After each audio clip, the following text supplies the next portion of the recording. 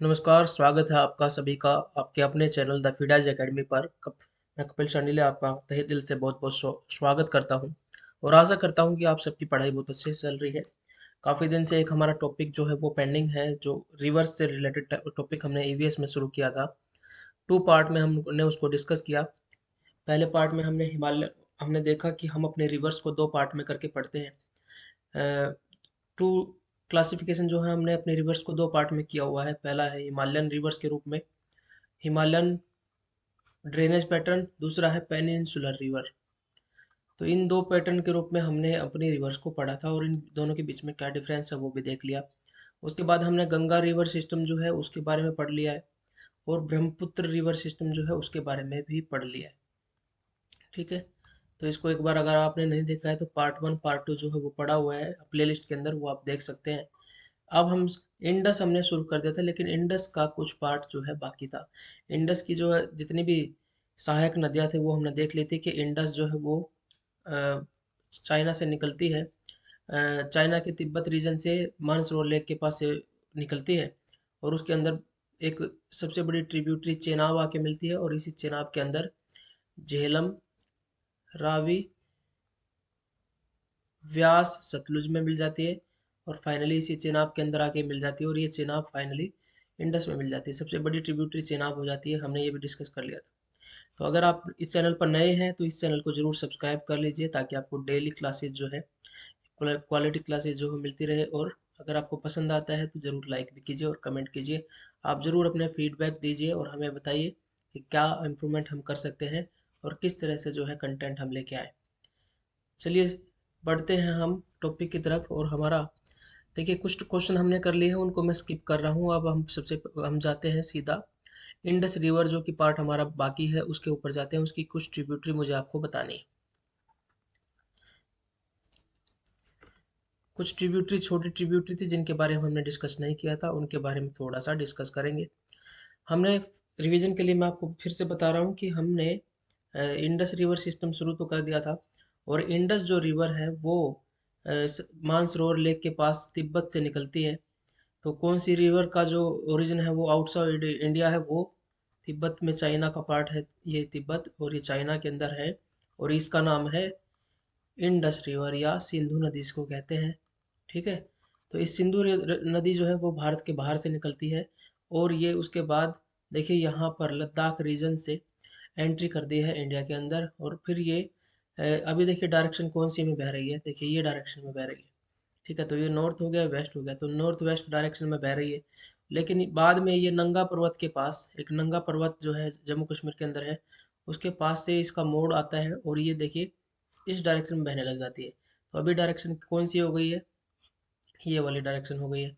तो देखिए ये वेस्ट है और ये साउथ है, तो साउथ वेस्ट डायरेक्शन हो गई।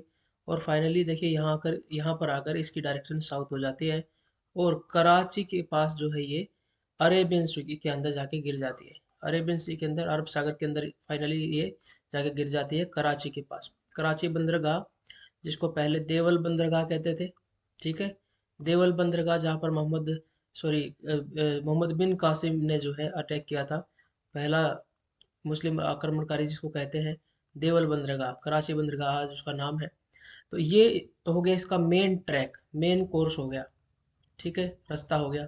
इसकी कुछ रिवर्स हैं जो हमने डिस्कस की थी। एक तो चेनाब रिवर है। चेनाब रिवर, इसके किनारे पर श्रीनगर जो है वो स्थित है। श्रीनगर विंटर की राजधानी है और समर की राजधानी है और जम्मू विंटर की राजधानी है। तो हालांकि मेन राजधानी हमेशा श्रीनगर ही काउंट होती है, लेकिन ऐसा भी सिस्टम है। अब क्योंकि भारत के अंदर आप सभी जानते हैं कि 29 स्टेट्स थे पहले। अब 29 स्टेट्स में से एक स्टेट्स को जो है जब धारा 370 हटाई गई, तो उसमें दो यूनियन टेरिटरी बनाई गई है, जम्मू एंड कश्मीर। पहली तो ये है और दूसरी यूनियन टेरिटरी बनाई गई है लद्दाख। तो अब हमारे देश के अंदर 28 स्टेट्स रह गए हैं। और यूनियन टेरिटरी की बात करें तो यूनियन टेरिटरी पहले 7 होती थी, उसमें दो जुड़ गई है, तो 9 होनी चाहिए, लेकिन दो यूनियन टेरिटरी को आपस में जोड़ दिया गया है। हम्म, दादर नगर हवेली और दमन दीव, इन दोनों को एक कर दिया गया है। इसकी वजह से यूनियन टेरिटरी 8 हो गई है और स्टेट्स कितने हो गए, 28 हो गए। तो अभी फिलहाल सिचुएशन ये है। हो सकता है जम्मू कश्मीर को बाद में स्टेट बना दिया जाए, लेकिन अभी वो यूनियन टेरिटरी है। तो देखिए ये लद्दाख से बहती हुई जाती है और इसके अंदर देखिए यहाँ श्रीनगर के चेनाब नदी के किनारे पर श्रीनगर है, ठीक है। सॉरी, झेलम नदी के किनारे पे मैंने इसको गलत बताया। चेनाब नीचे है, चेनाब ये नीचे वाली है, झेलम रिवर है। तो झेलम रिवर के किनारे कौन सी रिवर के किनारे पर सबसे पहले पूछता है कौन सी श्रीनगर है, तो वो झेलम नदी के किनारे पर श्रीनगर है। उसके बाद झेलम से एक ओक्सबो लेक निकलती है जिसका नाम है डल लेक, ठीक है। ओक्सबो लेक मैंने आपको पहली क्लास में बताया, नहीं देखा है तो आप देख लीजिए।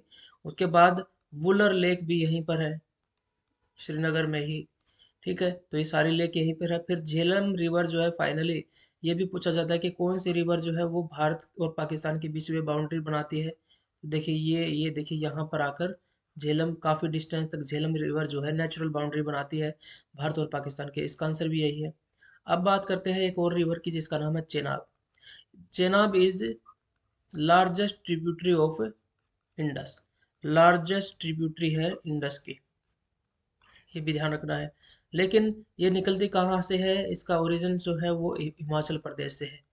हिमाचल प्रदेश में दो रिवर हैं, एक का नाम है चंद्रा और दूसरी का नाम है भागा। ये दोनों रिवर आपस में जुड़ती है तो इनको चंद्रभागा कहा जाता है हिमाचल प्रदेश के अंदर, चेनाब रिवर को, ठीक है। तो हिमाचल प्रदेश के अंदर इसको कहा जाता है चंद्रभागा।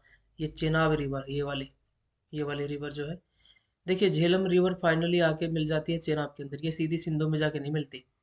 अब उसके बाद एक रावी रिवर है, ये भी जो है सीधा सिंधु में ही जाके मिलती है, नहीं सॉरी चेनाब में ही जाके मिलती है, ज़्यादा सिंधु में नहीं जाके मिलती। फिर उसके बाद देखिए एक व्यास रिवर है जो हिमाचल प्रदेश से निकलती है, ये रावी भी हिमाचल से निकलती है, ये भी हिमाचल से निकलती है। रोहतांग दर्रे के पास से निकलती है दोनों रिवर, रोहतांग पास के पास से दोनों निकलती है।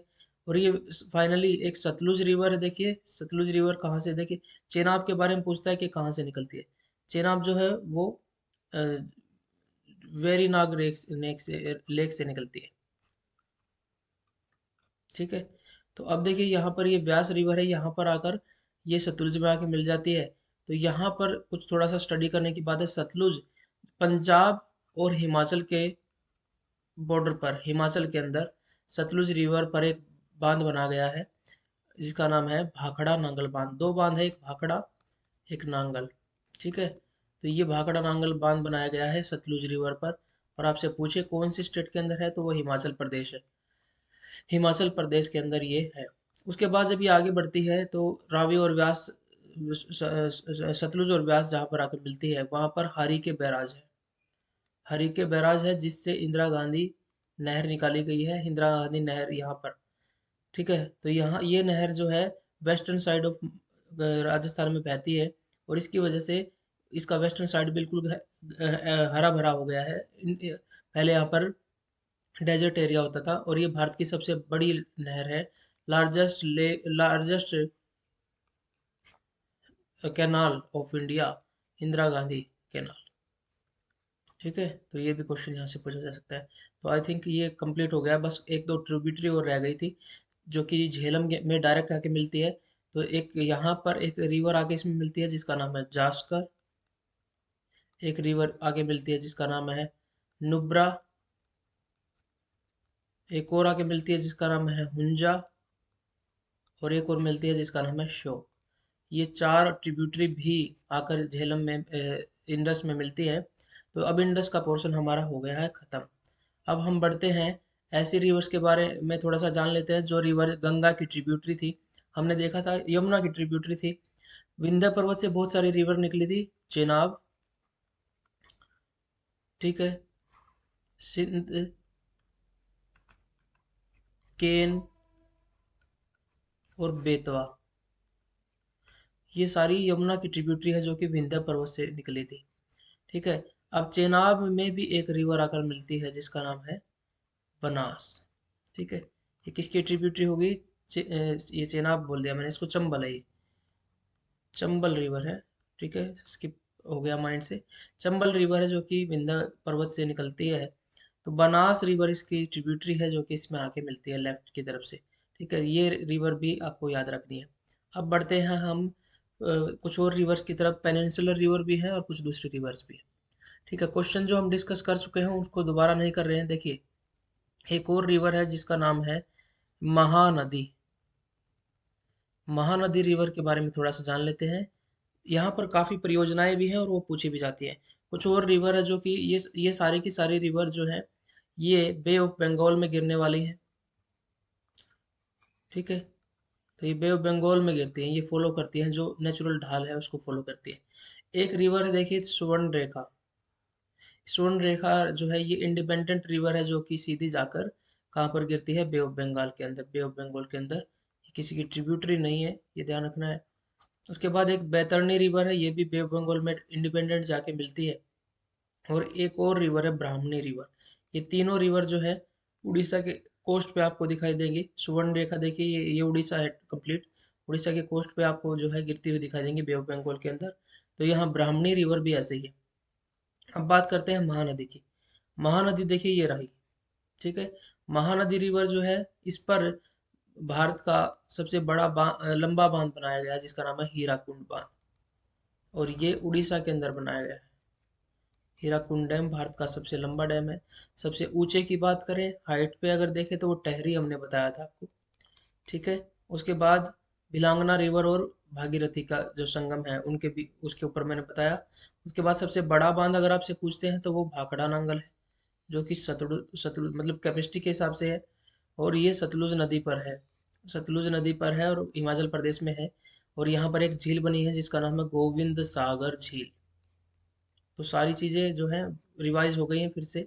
अब बात करते हैं महानदी की। महानदी की एक ट्रिब्यूटरी है जिसका नाम है तेल रिवर, तेल नदी। ठीक है, तो यहाँ पर देखिए ये हीराकुंड डैम उड़ीसा के अंदर है। और हीराकुंड डैम सबसे लंबा डैम है भारत का। और इस तरीके से ये आगे बढ़ते बढ़ते जो है देखते हैं कटक से होते हुए, कटक में जो है यहाँ पर जो है आगे बढ़ती है और फाइनली बे ऑफ बंगाल में गिर जाती है पारादीप के पास। तो ये हो गई हमारी महानदी। महानदी के बारे में ज़्यादातर क्वेश्चन यही रहता है, हीराकुंड डैम ही पूछा जाता है। अब बात करते हैं, एक तो क्वेश्चन देख लेते हैं ताकि हमारा माइंड भी थोड़ा सा वर्किंग करे। अभी तक तो हम थ्योरी कर रहे हैं। Which river flows through Kashmir valley, ये हम कर चुके हैं हालांकि पहले, लेकिन फिर से देख लेते हैं। कश्मीर वैली से कौन सी रिवर फ्लो करती है, तो इसका सही नाम क्या होगा, झेलम रिवर। ठीक है, और जम्मू कश्मीर से कौन सी करती है, ये चेनाब है। ठीक है, इंडस के बारे में हम ये सारी चीज़ें, इनके बारे में ज़्यादातर चीज़ें पढ़ चुके हैं। चेनाब रिवर को जो है हिमाचल प्रदेश में चंद्रभागा कहा जाता है। ठीक है, और ये वेरी नाग लेक से निकलती है। ठीक है, आगे बढ़ते हैं।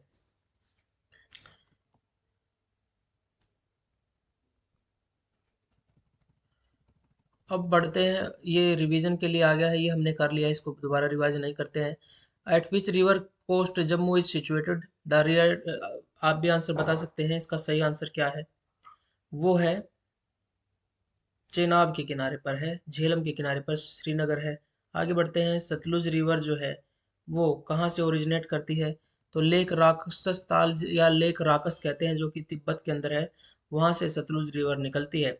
और जो इंडिया का ये पोर्शन है इधर से ये एंट्री जब करती है तो यहाँ तिब्बत से निकलती है लेक राकस ताल से।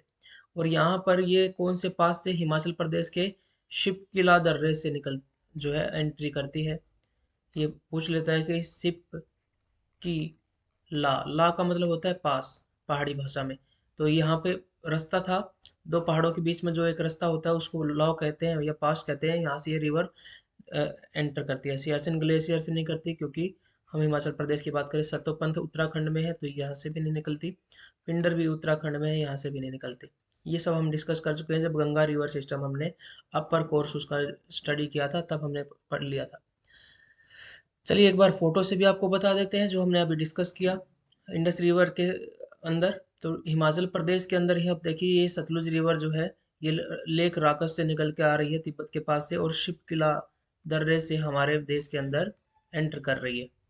उसके बाद ये देखिए ब्यास रिवर जो है यहाँ पर देखिए हिमाचल प्रदेश और पंजाब के बॉर्डर पर ये भाखड़ा नांगल बांध है, भारत का सबसे बड़ा बांध है। यहाँ पर जो झील बनी है उसको गोविंद सागर कहते हैं। और फाइनली यहाँ पर एक व्यास रिवर है रोहतांग पास से, जो हिमाचल से निकलती है, तो ये एंटर करती है पंजाब के अंदर और आके मिल जाती है सतलुज रिवर के अंदर। तो सतलुज रिवर के अंदर यहाँ पर जब आके मिलती है तो हरिके बैराज बना हुआ है, जहाँ से इंदिरा गांधी कैनाल, जो भारत की सबसे बड़ी कैनाल है, वो निकलती है। और फिर ये पाकिस्तान में चली जाती है और फाइनली चेनाब के अंदर जाके मिल जाती है। तो ये सारी की सारी चेनाब की सहायक नदियां हैं। ठीक है। उसके बाद नेक्स्ट क्वेश्चन एक बार देख लेते हैं, फिर हम बढ़ते हैं पेनिनसुलर रिवर की तरफ। झेलम ओरिजिनेट कहाँ से करती है? तो मुझे लगता है मैंने कुछ फैक्ट गलत बताया है। मैंने चेनाब को वेरीनाग से बताया है, अब मुझे रिमाइंड हुआ। चेनाब नहीं, वो झेलम रिवर है जो कि वेरीनाग लेक से निकलती है। ठीक है। इसको थोड़ा करेक्ट कर लीजिए, मैंने अभी आपको शायद स्किप ऑफ फैक्ट हो गया है। चेनाब रिवर की बात नहीं थी, झेलम रिवर की बात है, वो वेरीनाग लेक से निकलती है। ठीक है। इसको करेक्ट कर लीजिए, मैंने शायद 2-3 बार गलत फैक्ट बता दिया, मुझे रिमाइंड हो गया है।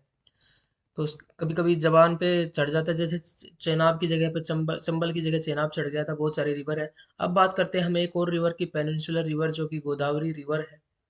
ठीक है। ये इसको वृद्ध गंगा या दक्षिण गंगा भी कहा जाता है, साउदर्न गंगा भी कहा जाता है, दक्षिण गंगा डायरेक्ट क्वेश्चन पूछा जाता है। ठीक है। या बूढ़ी गंगा भी कहा जाता है। ये भारत की दूसरी लार्जेस्ट रिवर है। ठीक है, ये भी ध्यान रखेंगे, पहली लार्जेस्ट गंगा है, उसके बाद दूसरी लार्जेस्ट कौन सी है? गोदावरी है। इसके अलावा अगर पेनिनसुलर एरिया की पूछे तो ये फर्स्ट लार्जेस्ट है, पेनिनसुलर रिवर्स में सबसे बड़ी रिवर है ये। और ये रिवर निकलती है गोदावरी। देखिए यहाँ एक स्थान है महाराष्ट्र के अंदर, एक स्थान है जिसका नाम है नासिक, और नासिक में भी ये एक त्र्यंबक नामक पठार से निकलती है। त्र्यंबक नामक पठार से निकलती है, नासिक के त्र्यंबक पठार स्थान से निकलती है गोदावरी। और आपको बता दें कि कुछ रिवर्स है जिनके किनारे पर कुंभ का मेला लगता है, Godavari is also included in that category. Godavari जहाँ से भी रिवर का ओरिजिन होता है वो उसको पवित्र माना जाता है। गोदावरी जो है वो भी पवित्र स्थान माना जाएगा, और यहाँ पर कुंभ का मेला लगता है। ठीक है। इसके अलावा उज्जैन में भी कुंभ का मेला लगता है। उज्जैन एक रिवर, जो मैं अभी चंबल की रिवर हमने बताई थी, आप बता सकते हैं कौन सी रिवर थी जो चंबल की सहायक नदी थी? बानास रिवर थी। ठीक है। चंबल की एक और सहायक सहायक नदी है जिसका नाम है शिप्रा नदी। इस शिप्रा नदी के किनारे पर उज्जैन है, और यहाँ पर महाकाल का मंदिर है, और उज्जैन में भी कुंभ का मेला लगता है। और तीसरा कुंभ का मेला लगता है हरिद्वार, जो कि गंगा नदी के किनारे पर है। यहाँ पर एक क्वेश्चन पूछ लेता है कि जब पहाड़ों से होते हुए गंगा आती है, ठीक है, तो कौन से स्थान पर आकर वो मैदानी एरिया में आती है? ये क्वेश्चन पूछ लेता है। तो ऋषिकेश, अगर हरिद्वार आप गए तो वो भी पहाड़ी एरिया है, हरिद्वार में आकर जो है गंगा मैदानी एरिया में प्रवेश करती है। इसका ये क्वेश्चन पूछ लेता है कभी कभी, तो ये रह गया था तो यहाँ पर मैंने करवा दिया। उसके अलावा फिर इलाहाबाद, इलाहाबाद में भी कुंभ का मेला लगता है। तो 4 स्थान है जहाँ पर का मेला लगता है। और इस कुंभ के मेले की शुरुआत जो है किसके द्वारा, किसके समय से मानी जाती है? हर्षवर्धन के समय से मानी जाती है, जो कि पुष्यभूति वंश से हिस्ट्री में आपने पढ़ा होगा। उसने जो है वो हर 4 साल बाद जो है एक संगीति बुलाया करता था, तो तभी से कुंभ के मेले की शुरुआत मानी जाती है। तो गोदावरी रिवर के बारे में कुछ फैक्ट हो गए। First largest in peninsular, second largest of India हो गई है गोदावरी रिवर, नासिक के त्र्यंबक पठार से हो गई। अब इसकी जो सहायक नदियां हैं उसको थोड़ा सा स्टडी करेंगे तो आपको अच्छा लगेगा, क्योंकि ये दक्षिण बूढ़ी गंगा है। ठीक है, बूढ़ी है, तो इनके नाम भी कुछ बड़ी जो पुराने इसमें से के नाम होते हैं वैसे वैसे से आपको फील होंगे। देखिए दुधना, ठीक है, और पूर्णा। ठीक है, ऐसे नाम आज नहीं होते। दुधना, पूर्णा, गोदावरी। ठीक है, गोदी में बैठा के दूध भी पिलाते हैं और पूर्ण संतुष्टि हो जाती है, ऐसे याद रख सकते हैं आप। ठीक है, दूध पिलाते हैं ना गोदी में बैठा के, दुधना, पूर्णा। ठीक है। उसके बाद देखिए Penganga, Penganga river, जिसकी एक सहायक नदी वेन गंगा है और एक वर्धा है। तो ये रिवर इसकी सहायक नदी है। पेन गंगा इसकी मेन ट्रिब्यूटरी होगी, और ये इसकी जो है को ट्रिब्यूटरी हो गई। तो वेन गंगा, पेन गंगा, वर्धा, ये रिवर होगी। तो ये भी देखिए पेन गंगा मतलब बूढ़ी गंगा, ऐसे करके याद रख सकते हैं। और देखिए इंद्रावती, ये भी कुछ पुराना सा नाम है, आज के समय पे लड़कियों के ऐसे नाम नहीं लिखे जाते, इंद्रावती। फिर है शरावती, ये सावरती, सावरी सावरी लिखा है, सॉरी, शरावती तो उधर है साउथ में। ये सबरी है, सबरी भी कह देते हैं इसको। सबरी भी एक महिला थी जो कि आपने रामायण में पात्र पढ़ा होगा, तो ये सवरी है। वो भी एक बूढ़ी महिला थी। ठीक है, उसके बाद देखिए सेलूरी। ठीक है, ये सेलूरी रिवर भी इसकी ट्रिब्यूटरी है। अब इसकी एक और रिवर है जो कि राइट बैंक ट्रिब्यूटरी है, सारी लेफ्ट बैंक है, लेफ्ट की तरफ से आके मिलती है, और ये राइट बैंक ट्रिब्यूटरी है, मंजरा। ठीक है, और इस पे एक बांध बना हुआ है, एक रिजर्वायर बना हुआ है जिसका नाम है निजाम सागर। इसको आप याद रख लीजिए, ये कभी कभी पूछ लेता है कि कौन सी रिवर के ऊपर है। तो फिर से आपको रिवाइज कर देते हैं। गोदावरी नासिक त्र्यंबक पठार से निकलती है, महाराष्ट्र से निकलती है, कुंभ का मेला लगता है। दुधना, पूर्णा, पूर्ण संतुष्टि हो जाती है, दूध पिला पिला के गोद में, ऐसे याद रख सकते हैं। फिर है पेन गंगा, पेन गंगा में भी दो आके मिलती है, वेन गंगा और वर्धा। फिर है इंद्रावती, इंद्रावती रिवर और सवरी सेलोरी। इसको आप सीक्वेंस में पढ़ेंगे, दुधना, पूर्णा, पेन गंगा, वेन गंगा, इंद्रावती, सवरी, सिलोरी। और फिर है मंजरा, मंजरा निजाम सागर की है। तो ये हमारी गोदावरी रिवर हो गई। Godavari river finally Bay of Bengal में आके मिलती है। ठीक है, एक बार मैं पूरे मैप में भी आपको दिखा दूंगा मैं बाद में। ये फॉलो करती है जो पेनिनसुला का ढाल है ना, उसको फॉलो करती है। पेनिनसुला का ढाल कुछ कुछ ऐसा है।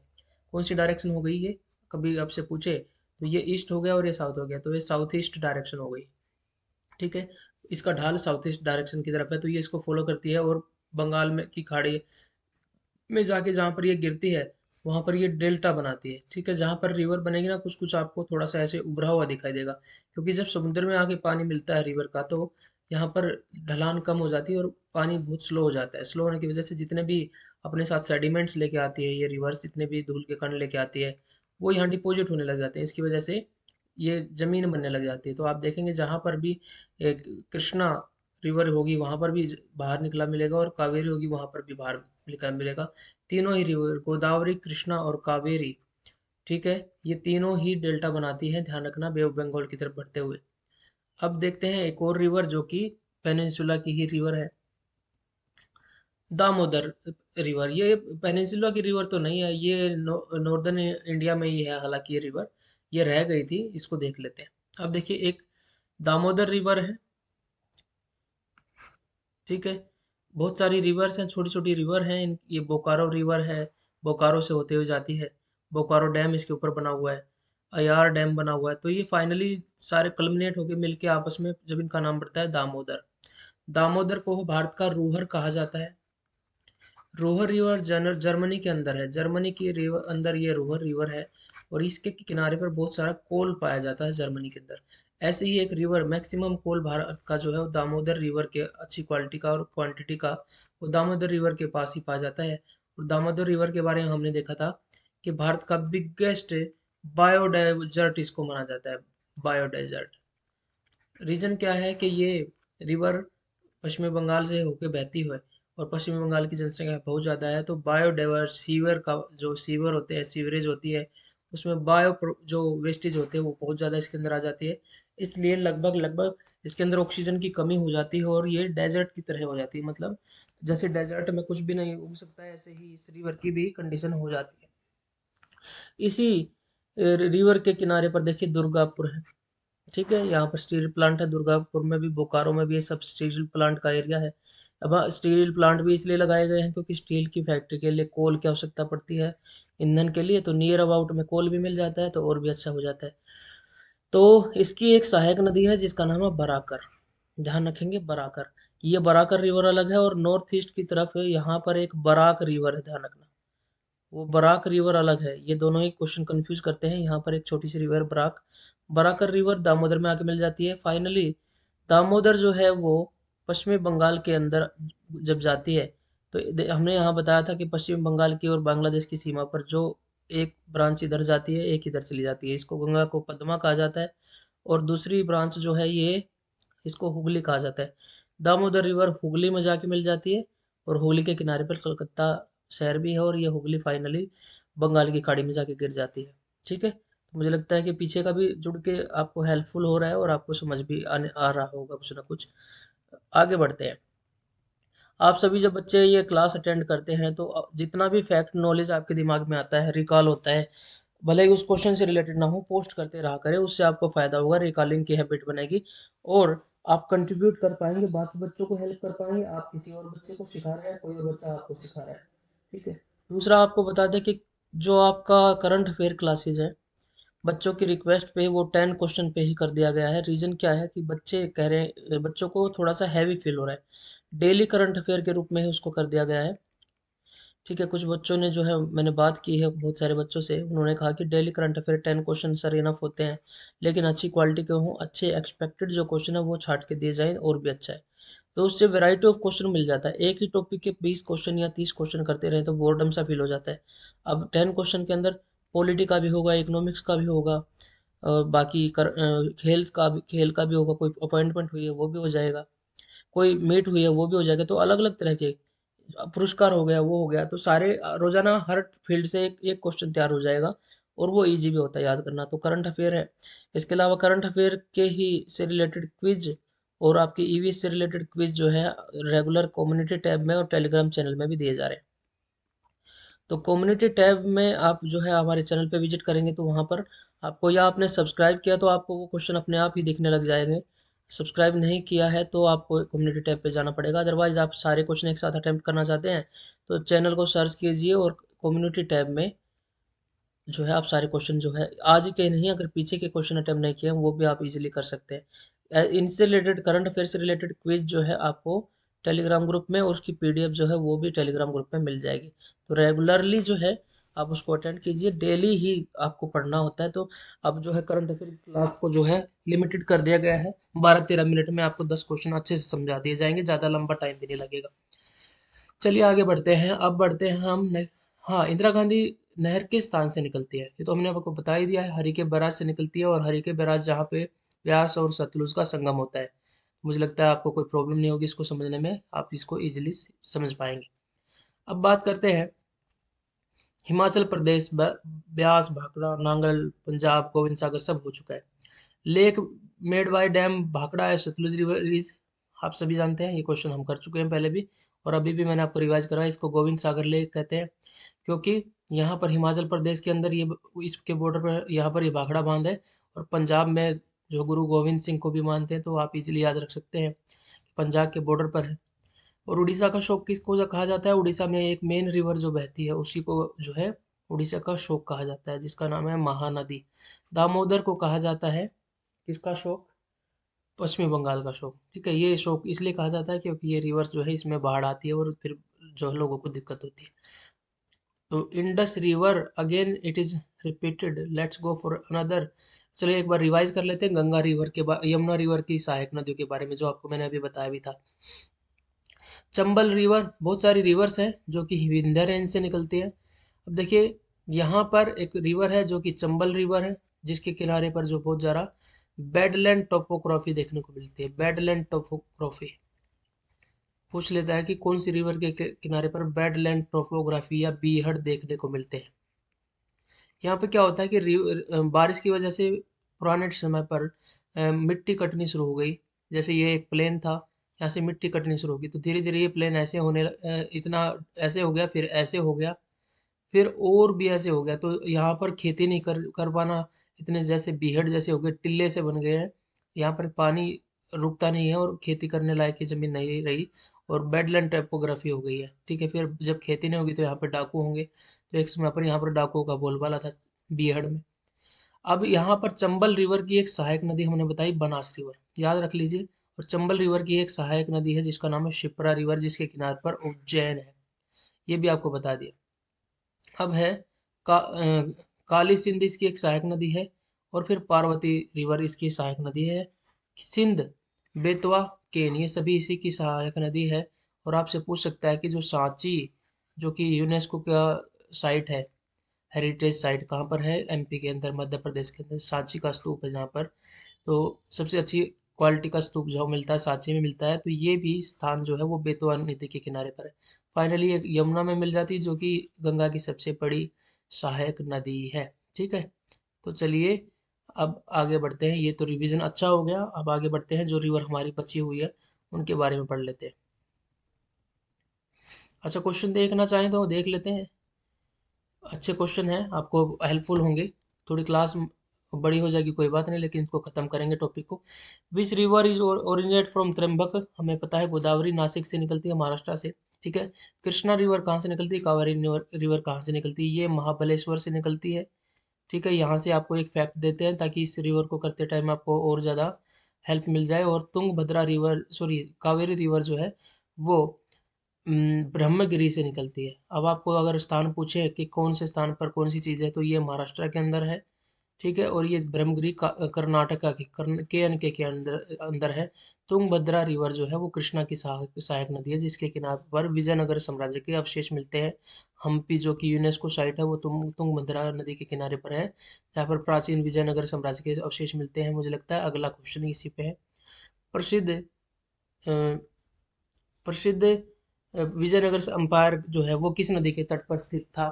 तो इसके खंडर, ये भी पूछ लेता है कि इसके खंडर कहाँ पर मिलते हैं। तो विजयनगर एम्पायर जो है वो तुंगभद्रा नदी के किनारे पर है, जो कि कृष्णा नदी की सहायक नदी थी।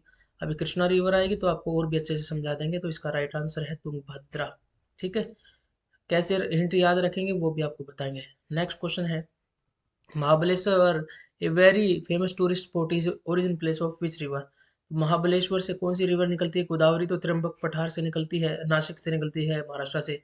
कावेरी ब्रह्मगिरी से निकलती है, और कृष्णा रिवर निकलती है महाबलेश्वर से, महाराष्ट्र के अंदर। ये कर्नाटका के अंदर है, जो कि अभी बात की ब्रह्मगिरी। और तुंगभद्रा रिवर जो है हमने देखा हम्पी कर्नाटका में, इसके किनारे पर विजयनगर साम्राज्य है। तो इसका, इस क्वेश्चन का सही आंसर क्या है? महाबलेश्वर कृष्णा रिवर के लिए।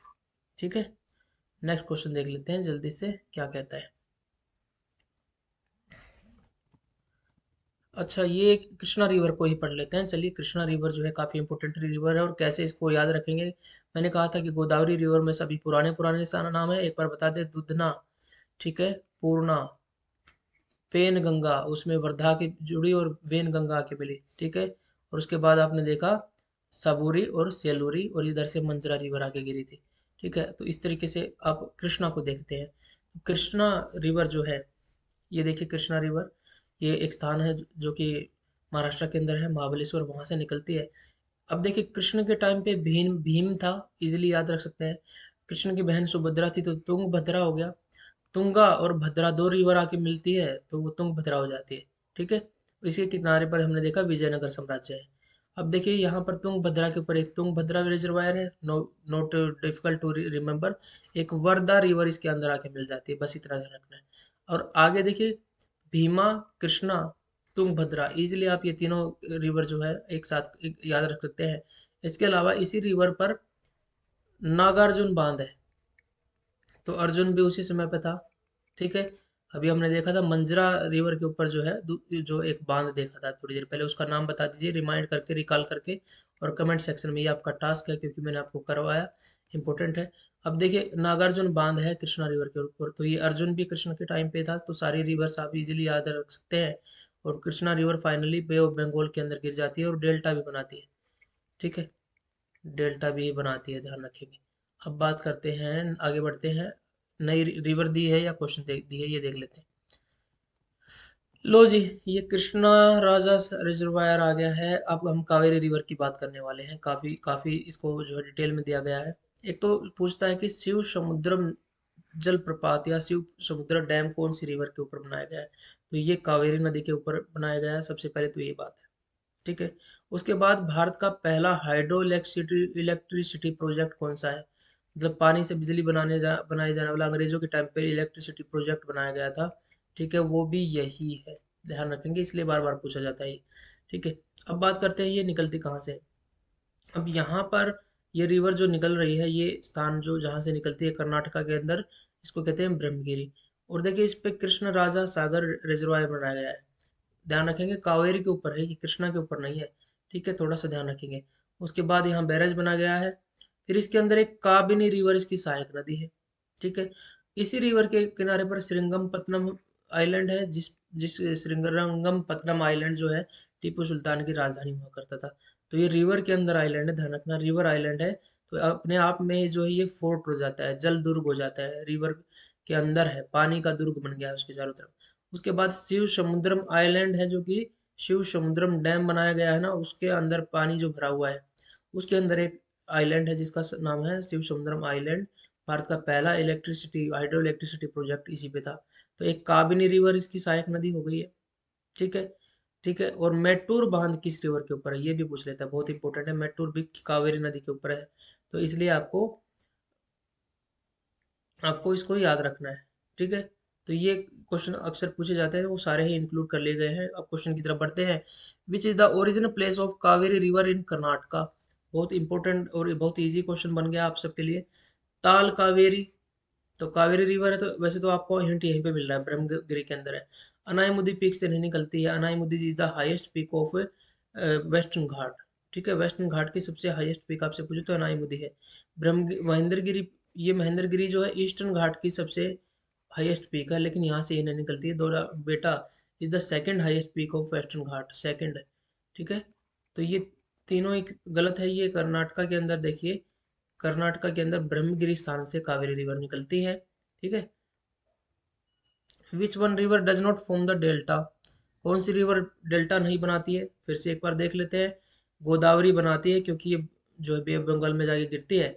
एक क्वेश्चन और आपको समझा देते हैं कि जो वेस्टर्न घाट है ना, वो बिल्कुल इसके पास है, और ये ऊंचे भी हैं इन कंपैरिजन टू ईस्टर्न घाट। ये ईस्टर्न घाट है, तो ये रिवर जब इनसे निकलती है तो बहुत ज़्यादा स्पीड होती है, तो वो स्पीड की वजह से वो समुद्र में जाके गिर जाती है। जब स्पीड कम होती है तभी डिपोजिशन हो पाता है पानी, जब स्लो होता है तभी डिपोजिशन हो जाता है। तेज पानी सब चीज़ों को बहा के ले जाता है। अब डिपोजिशन नहीं हो रहा है तो यहाँ पर डेल्टा भी नहीं बनता है। इनकी जो हाई ग्रेडियंट है, हाइट ज़्यादा है, और हाई ग्रेडियंट की वजह से, कोस्ट छोटा होने की वजह से, दोनों चीज़ों से रिवर बहुत तेज़ी से समुद्र में जाके मिल जाती है और डिपोजिशन नहीं हो पाता।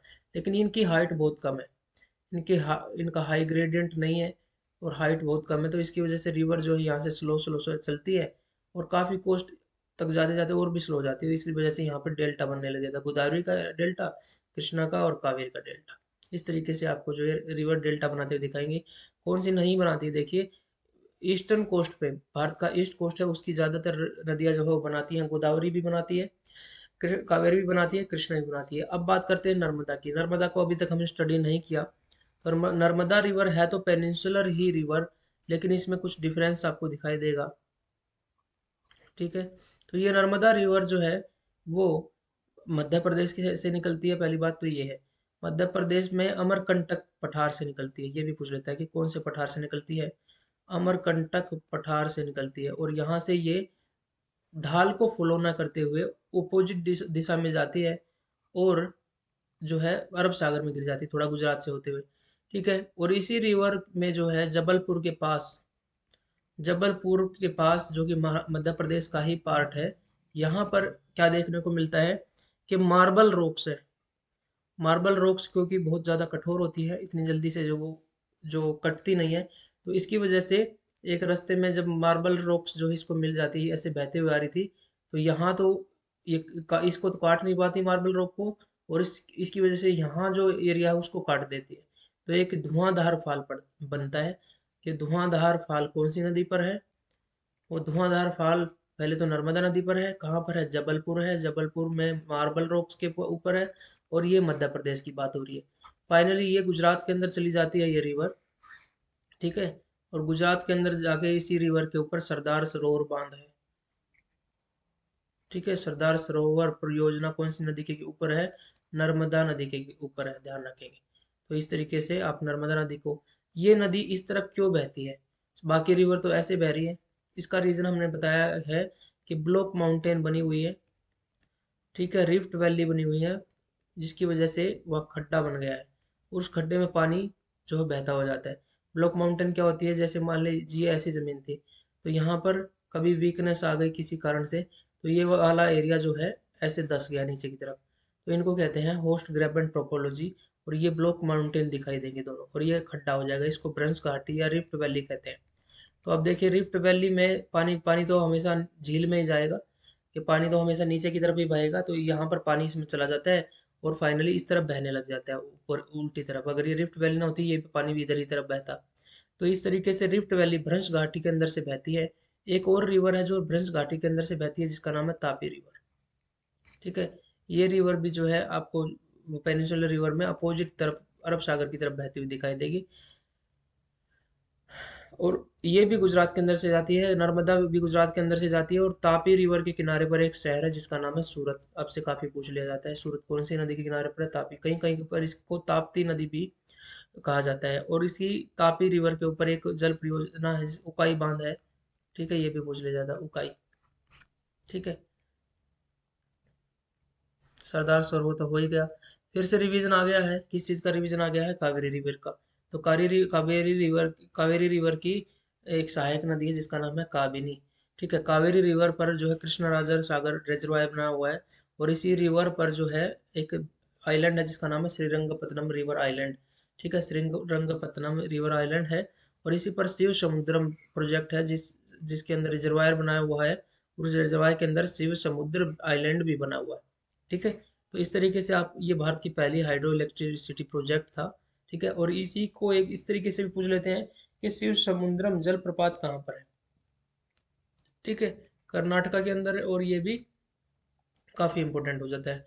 ठीक है, इस तरीके से। और मेटूर बांध किस नदी के किनारे पर है? ये भी कावेरी नदी के किनारे पर है। कावेरी नदी जो है वो तमिलनाडु से होते हुए फाइनली बे ऑफ बंगाल में गिर जाती है। तो ज्यादातर रिवर हो चुकी हैं। तो आपको पेनिनसुलर रिवर्स भी करवा दी गई है। कुछ क्वेश्चन रिवर्स के बचे हुए हैं तो देख लेते हैं। Which river does not follow the slope of southern peninsula? कौन सी नदी दक्षिण भारतीय प्रायद्वीप का पठार ढलान का अनुसरण नहीं करती? गोदावरी तो करती है, इस तरीके से बहते हुए जाती है। तापी नहीं करती, तापी अपोजिट डायरेक्शन में जाती है, सूरत इसके किनारे पर है और बे ऑफ बंगाल में गिर जाती है। कृष्णा भी करती है। ठीक है, और कावेरी भी करती है। तो ये हमारा सही आंसर यहाँ पर क्या हो गया? तापी है, जो कि इस ढाल का अनुसरण नहीं करती है क्योंकि ये रिफ्ट वैली से बहती है और भ्रंश घाटी से बहते हुए अपोजिट डायरेक्शन में जाती है। कौन सी नदी एस्चुरीज नहीं का निर्माण करती है? एस्चुरीज क्या होता है? देखिए, जब नदी डिपोजिट करे तब तो डेल्टा डेल्टा बनता है, इस तरीके से जमीन बनती है उसमें। ठीक है, लेकिन अगर कोई कोई नदी बहुत तेजी से जा रही है, खासतौर से वेस्टर्न घाट की जो नदियां हैं, हाई ग्रेडियंट की वजह से, यानी कि वेस्टर्न घाट की ऊंचाई ज्यादा होने की वजह से और कोस्ट छोटा होने की वजह से बहुत तेजी से जाती है, तो ये क्या करती है? डेल्टा ना बना के उल्टा जमीन को ही काट देती है। कुछ कुछ आपको इस तरह की जमीन इस तरीके से दिखाई देगी, देखिए ऐसे। ठीक है, ऐसे दिखाई देगी। इनको कहते हैं ईस्चुरीज, या इसको हिंदी में कहते हैं ज्वार नद मुख। ऐसा मुख जहाँ नदी भी है और ज्वार भी अंदर घुस जाता है। ठीक है, तो इस तरीके से ये नेचुरल बंदरगाह बनाती है इस तरफ की। वेस्टर्न घाट की जो जो अरेबियन सी में गिरने वाली जो नदियां हैं, वो नेचुरल बंदरगाह बनाती हैं काट के, और यूशरीज बनाती हैं। ठीक है, तो कौन सी नदी बनाएगी? इस तरफ की। इसके अलावा जो ज्यादातर पेनिनसुलर रिवर्स हैं वो किधर से निकलती है? वो निकलती तो वेस्टर्न घाट से ही है। इधर वाली इधर चली जाती है और इधर वाली इधर चली जाती है। ठीक है, तो ये भी क्वेश्चन आपसे पूछ लेता है। जब आपको इंडिया फिजिकल करवाएंगे दोबारा से रिवाइज, तो आपको बताएंगे कि इंडिया फिजिकल में कौन सी चोटी, कौन सी बड़ी छोटी है, सब आपको बताएंगे। ठीक है, अब देखिए इसमें आंसर तो हमने डिस्कस नहीं किया, तो आंसर देख लेते हैं। गोदावरी रिवर, कृष्णा रिवर, ये तो दोनों जो है ईस्टरी का निर्माण नहीं, डेल्टा का निर्माण करती है। गंगा भी डेल्टा का ये गंगा ब्रह्मपुत्र तो विश्व का सबसे बड़ा डेल्टा बनाता है, इसका नाम है सुंदरबन डेल्टा। ठीक है, सुंदरबन डेल्टा क्यों है? क्योंकि यहाँ पर कुछ टाइडल फॉरेस्ट होते हैं, जो जो कि समुद्र और मिट्टी से बना हुआ दलदली भूमि में पैदा होते हैं। ज्वारीय वन कहा जाता है, और इन्हीं ज्वारीय वन के अंदर आपको एक पेड़ मिलता है बहुत ज्यादा, वहां पर सुंदरी नाम का पेड़। इसी वजह वजह से इसको सुंदरबन कहा जाता है। सुंदरबन डेल्टा विश्व का सबसे बड़ा डेल्टा, दो नदियों से मिलता है, और ये भारत और बांग्लादेश के अंदर है। ठीक है, हमारे हमारे पास नहीं है, बांग्लादेश का भी एरिया है, क्योंकि ब्रह्मपुत्र और गंगा फाइनली उधर चली जाती है। कृष्णा कावेरी भी डेल्टा बनाती है, तो सही आंसर हमारा ये होगा, ये यूस्चुरीज बनाती है। ठीक है, और आपने देखा कि ये वेस्ट फ्लोइंग रिवर है, ढाल का अनुसरण नहीं करती है, रिफ्ट वैली से बहती है। इसका कारण ये है कि भ्रंश घाटी से बहती है। ठीक है, और ज्वार नदमुख बनाती है, डेल्टा नहीं बनाती। तो आपको, मुझे लगता है, काफी रिवीजन के साथ क्वेश्चन हो गए हैं। एक इमेज और आपको जो है प्रॉपर तरीके से आपको दिखा देते हैं, ताकि आपको समझ में आए कि हमने क्या कर लिया। तो हमने रिवर्स को दो पार्ट में स्टडी करके पढ़ना शुरू किया था। पहला, हिमालयन रिवर्स जो कि हिमालय से निकलती हैं, और पेरिनियल है। पेरिनियल यानी कि 12 मासी है, पूरे साल इसमें पानी बहता है। रीजन है कि बर्फ से पानी निकलता है, और इसके बाद इसके अंदर बर्फ, दूसरा सोर्स इसका रेन हो जाता है जब बारिश आती है। लेकिन जो पेनिनसुलर रिवर है, ये वाला पेनिनसुला है, प्रायद्वीप। प्रायद्वीप आपको बताया था कि ऐसा जमीन का टुकड़ा जो तीन तरफ से पानी से घिरा होता है। ठीक है, तो ये भारत का प्रायद्वीप है। तो यहाँ पर आपने देखा कि ज़्यादातर रिवर जो है सीजनल है, ठीक है, और उनका बहाव पानी जो है सीजनल है, और उनका जो सोर्स ऑफ वाटर है वो रेन है। तो इसलिए जब रेन सीजन नहीं होता ये बहुत वीक हो जाती है। इसलिए फिर उसके बाद जो है इन नदियों के पानी पर स्टेट्स का विवाद हो जाता है, झगड़ा हो जाता है। गंगा नदी सबसे बड़ी नदी है, यमुना इसकी सबसे बड़ी सहायक नदी है, और भारत में भी सबसे बड़ी सहायक नदी यमुना ही है। नर्मदा रिवर, ठीक है, अगर आपसे पूछता है कि पेनिनसुला की सबसे बड़ी रिवर तो गोदावरी, लेकिन भारत की दूसरी सबसे बड़ी भी गोदावरी, और दक्षिण गंगा भी कहा जाता है, बूढ़ी गंगा भी कहा जाता है, ठीक है। और ये निकल, चलिए बहुत सारी बात हो चुकी है। त्र्यंबक पठार से निकलती है, नासिक से निकलती है, ये ब्रह्मगिरी से निकलती है, महाबलेश्वर महाराष्ट्र से निकलती है, और कावेरी कर्नाटक के ब्रह्मगिरी से निकलती है। तो मुझे लगता है रिवर्स का टॉपिक एनफ हो गया है। फिर भी अगर आपको कोई क्वेश्चन है तो आप ज़रूर हमें कमेंट सेक्शन में ज़रूर बताइए, और हमें बताइए कि ये टॉपिक आपको कैसा लगा, क्या, ताकि हमें भी पता चले कि हमारी मेहनत कैसी सफल रही या नहीं रही। ज़रूर कमेंट करके बताइए। अगर आपको वीडियो पसंद आया तो ज़रूर लाइक कीजिए, और इसको शेयर भी कीजिए कीजिए, ताकि आपके जो जानकार जो दोस्त जो तैयारी कर रहे हैं वो भी जो है इसको जो है पसंद करें, इसको इसका फ़ायदा उठाएं। तो जो भी दिक्कतें हैं आप हमें बताइए। कोई फैक्ट हो सकता है कि स्किप ऑफ माइंड होने की वजह से गलत हो गया हो, जैसे हमने देखा था झेलम रिवर के बारे में, तो मैंने चेनाब को बता दिया था कि चेनाब है वहाँ से निकलती है, झेलम वेरीनाग लेक से निकलती है, ठीक है। तो झेलम नदी का ये ध्यान रखा था, झेलम रिवर का ये भी बता दिया कि ये भारत की बाउंड्री बनाती है। तो मुझे लगता है रिवर का टॉपिक हो गया है, एक आध क्वेश्चन बचा है तो फिर उसको भी देख लेते हैं। चलिए, एक कंसेप्चुअल क्वेश्चन कर लेते हैं जो कि आपको बहुत ज़्यादा पूछने की संभावना रहेगी, ठीक है। कंसेप्चुअल क्वेश्चन जो है वो पूछ सकता है। आज के टाइम पे जो ट्रेंड चल रहा है वो कंसेप्ट का चल रहा है। टीचर के एग्जाम में भी यही हो रहा है, केवीएस के एग्जाम में भी यही हो रहा है, और एसएससी और डीएसएस भी यही यही चीज़ें करने लगा है, ताकि आपकी डिफिकल्टी बढ़ाई जाए, या आपकी नॉलेज देखी जाए, आप रट के आए हैं तो आपको एलिमिनेट कर दिया जाए। तो डीएसएसबी का एग्जाम कोई भी दे रहे हैं आप, चाहे वो टीचर का है या किसी और चीज़ का, या एसएससी का एग्जाम दे रहे हैं, या फिर केवीएस का एग्जाम दे रहे हैं, या सीटेट, हर जगह पर आपको कह रहा है कि हम कंसेप्ट पूछेंगे आपसे। तो ये कंसेप्चुअल क्वेश्चन है, तो ये क्वेश्चन कंसेप्चुअल क्वेश्चन का एक बढ़िया उदाहरण होगा। Which one statement is wrong about peninsular river, कौन सी एक स्टेटमेंट रोंग है। यहाँ पे जब भी ऐसा क्वेश्चन होता है वो डेंजरस क्वेश्चन होता है, एक गलत ढूंढना है और हम एक सही ढूंढ लेते हैं असल में। यहाँ इस क्वेश्चन का मतलब है कि 3 सही है और एक गलत है, और यही हमें आंसर देना है, वही ढूंढना है। अब देखिए, these are seasonal in nature, peninsular river seasonal है, बिल्कुल मौसमी है, रेन सीजन में ज़्यादा इनका पानी होता है, तो ठीक है। तो हमें ठीक नहीं ढूंढना, एक इसकी तलाश है जो कि आंसर होगा, पहले तो यही लिख लीजिए। उसके बाद है these river have less amount of flow as compare to Himalayan river, Himalayan river के कंपैरिजन में इन रिवर्स में लेस अमाउंट ऑफ फ्लो, बिल्कुल ठीक है, तो ये भी यहाँ पे हो गया। All of this river form delta in Bay of Bengal, बिल्कुल ये सारी रिवर्स जो है डेल्टा बनाती है, कहाँ पर, बे ऑफ बंगाल में। तो हमने अरब सागर की बात नहीं की, ठीक है, तो ये भी हमारा सही हो गया। अब है Godavari is the longest river of peninsula. अब देखिए यहाँ पर आपको थोड़ा सा जो है, आपको थोड़ा सा दिमाग लगाना पड़ेगा। इसने कहा ये सभी नदियाँ बंगाल की खाड़ी में डेल्टा बनाती है, लेकिन कुछ रिवर जो है वो अरब की सागर की उसमें भी गिरती है, तो ये हमारा गलत हो गया। गोदावरी प्रायद्वीप की सबसे बड़ी लंबी नदी है, ये जो हमारा ठीक हो गया। थोड़ा सा दिमाग लगाना है, ये भी ठीक है, ये भी ठीक है, ये भी ठीक है, और ये सभी नदियाँ बंगाल की खाड़ी में नहीं गिरती हैं, ये ध्यान रखना, कुछ अरब की खाड़ी में भी गिरती, तो ये गलत हो गया, तो हमारा आंसर भी फिर यही हो गया, ठीक है। नेक्स्ट क्वेश्चन देख लेते हैं क्या है। Which river help in making Kolkata navigable for port operation, कौन सी रिवर हेल्प करती है कोलकाता को पोर्ट ऑपरेशन के लिए, कि कोलकाता जो है वो पूरी तरीके से समुद्र के किनारे पर नहीं है, यहाँ ये समुद्र है और वो थोड़ा अंदर की तरफ है, तो एक रिवर आती है जो इसको पोर्ट के रूप में नेविगेबल बना देती है, जोड़ देती है समुद्र से। हुगली रिवर, दामोदर रिवर, महानदी या गंगा, महानदी के ऊपर हैराकुंड बांध हमने बताया था। पहले तो आंसर देख लेते हैं फिर बाकी ऑप्शन को देखते हैं, ठीक है। महानदी छोड़ो, पहले पहले देखते हैं हुगली रिवर, राइट आंसर है, जो कि जिसके किनारे पर कोलकाता है, और दामोदर जो है हुगली में आके मिल जाती है, इसकी ट्रिब्यूटरी है। महानदी उड़ीसा के अंदर है, और इस पर हीराकुंड डैम जो भारत का सबसे लंबा डैम है।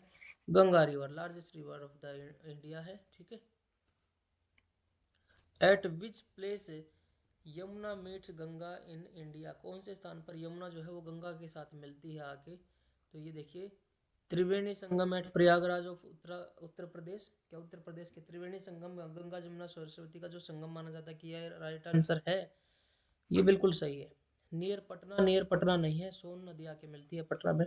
फिर से बता देता हूँ कि गंगा में एक रिवर दक्षिण की तरफ से आती है, ठीक है, अमरकंटक के पठार से निकल कर। यहाँ अमरकंटक से एक नर्मदा रिवर निकलती है और एक ये भी रिवर निकलती है। तो ये रिवर दक्षिण की तरफ से बहती हुई आती है और पटना के निकट आकर जो है गंगा के अंदर मिल जाती है। बहुत क्वेश्चन पूछा जाता है। सोन नदी की एक सहायक नदी है जिसका नाम है रिहंद नदी, ठीक है। तो कहानी अभी खत्म नहीं हुई है, कुछ छोटी नदियाँ जो है वो भी अगर ऐसा मौका मिल रहा है तो जरूर। तो ये रिवर जो है देखिए, गंगा और यमुना लगभग पैरेलल सी बहती हुई आती है। उसके बाद इलाहाबाद में आके यमुना जो है गंगा के अंदर मिल जाती है। ये यमुनोत्री ग्लेशियर बंदरपूछ नामक जगह है, उत्तराखंड से निकलती है यमुना। तो ये हमारा सही आंसर ये हो गया, ठीक है। कानपुर भी जो है वो गंगा नदी के किनारे पर ही है। चलिए आगे बढ़ते हैं। No need to discuss this. Okay. किसे भारत का रोहर कहा जाता है? कोल डिपॉजिट्स की वजह से, ये हम डिस्कस कर चुके हैं। भारत की रोहर जो है क्यों कहा जाता है? क्योंकि वहाँ कोल ज़्यादा मिलता है। छोट महानदी, नोट सुवर्णरेखा, नोट ब्राह्मणी, तीसरी दामोदर। तो ये ऑप्शन जो है ना अब आपके काम आएंगे। सुवर्णरेखा सीधी जाके बंगाल की खाड़ी में गिरती है, ब्राह्मणी भी और बैतरणी भी। तीन रिवर जो है फ्री फ्लोइंग रिवर है जो कि डायरेक्टली बे ऑफ बंगाल में जाके गिरती है, ठीक है। विच अभी आ गया which one is the highest peak of peninsular India. तो ये क्वेश्चन जो हो गए हैं शुरू हमारे फिजिकल लोकेशन के, माउंटेन्स के, ठीक है। यहाँ पर हम इस कहानी को रोकते हैं। मुझे लगता है आपको ये जो है अच्छा लगा होगा, आपको काफ़ी हेल्पफुल रहा होगा। बताइए कि क्या आपको ये हेल्पफुल रहा, आप कुछ सीख पाए या नहीं, ठीक है। अभी लाइव क्लासेस जो है कुछ टाइम लगेगा, तो मैं लाइव क्लासेस ले लिया करूँगा आगे चल के। थोड़ा सा कुछ टेक्निकल अर्जेंसी जो होती है वो सेटअप करनी है, वो टेक्निकल अर्जेंसी होती है। हम लाइव भी आपसे इंटरेक्ट करेंगे। फिर भी आप जब भी कमेंट करते हैं तो आपका कोशिश की जाती है उसका रिप्लाई किया जाता है, या आप टेलीग्राम चैनल में जो है अपने हमसे इंटरेक्ट करते हैं तो आपके हर क्वेश्चन का जवाब देने की कोशिश की जाती है। इसलिए अगर आपने टेलीग्राम चैनल नहीं ज्वाइन किया तो जरूर ज्वाइन कर लीजिए, ठीक है। इसका लिंक जो है वो डिस्क्रिप्शन में आपको मिल जाएगा। वहाँ पर आपको जो डेली करंट अफेयर्स की क्लास है उसकी पीडीएफ भी जो है प्रोवाइड कर दी जाएगी, ठीक है। उसमें मिस नहीं होगा, आपको कुछ ना कुछ हेल्प मिलेगी। आशा करता हूँ कि आपको जो है ये पसंद आया होगा। पसंद आया तो ज़रूर लाइक करके ही जाइए, ठीक है। चलिए मिलते हैं नई वीडियो के साथ, तब तक अपना ध्यान रखिए। जय हिंद, जय भारत। थोड़ा सा मोटिवेशन टॉक के रूप में मैं फिर से वही कोटेशन बोलूँगा, आराधन का दृढ़ आराधन से दो उत्तर। अगर आपको कठिनाई फील हो रही है तो मेहनत से उस कठिनाई को जीतना है, ठीक है। अगर आपको कंपटीशन फील हो रहा है तो उसको चुनौती से दो उत्तर, मेहनत से उत्तर दो। कठिनाई को एक चैलेंज के रूप में लो।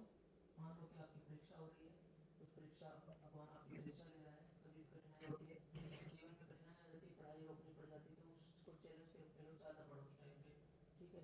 जब भी आपको कोई ऐसी हार्ड कंडीशन हो तो उसको चैलेंज के रूप में लो और ज़्यादा मेहनत करके दिखाओ, देखिए आप जरूर सफल होंगे। मिलते हैं नई वीडियो के साथ, तब तक अपना ध्यान रखें।